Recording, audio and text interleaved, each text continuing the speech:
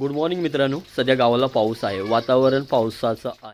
आजच्या मिनी ब्लॉगमध्ये आपण पाहणार आहोत की आज आपल्या घरी भजनाचा कार्यक्रम असणार आहे. ते थोड्या वेळात चालू होईलच. आहे मिसळ पाव ब्रेकफास्टसाठी आणि पाव अवेलेबल नव्हते, त्यासाठी ब्रेड मागवले तिने.